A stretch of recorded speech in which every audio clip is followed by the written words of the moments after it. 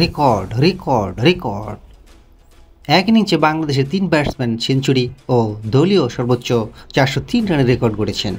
কি 3 জন সেঞ্চুরি করেছেন? হ্যাঁ ভাই, আপনি ঠিকই শুনেছেন, 3 জনের সেঞ্চুরি করেছেন। 15 জুলাই সোমবার চট্টগ্রামে জহুর আহমেদ চৌধুরী স্টেডিয়ামে 50 ওভারের ওডিআই ম্যাচে টাইগার্স ও এসপি দলের মধ্যকার খেলায় এই অনন্য রেকর্ডটি গড়েন এসপি দলের 3 ব্যাটসম্যান।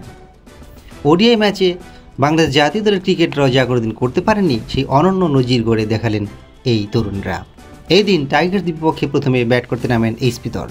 শুরু থেকেই টাইগার্স বোলারদের বেধড়ক পিটিয়ে বল মারছাড়া করতে থাকেন এসপি দলের ব্যাটসম্যানেরা। এক একে সেঞ্চুরি তুলে নেন এসপি দলের 3 ব্যাটসম্যান। এরা হলেন জিশান আলম, যিনি করেছেন 78 বলে 127 রান, আফিফ হোসেন করেন 74 বলে 103 রান ও আকবর আলী, যিনি করেছেন 74 বলে 102 রান। তাদের নিচে সুবাদে এসপি দল রেকর্ড 403 রানের বিশাল স্কোর করে। এটি ওডিআই ম্যাচে বাংলাদেশের যে কোনো দলের দলীয় সর্বোচ্চ রানও বটে।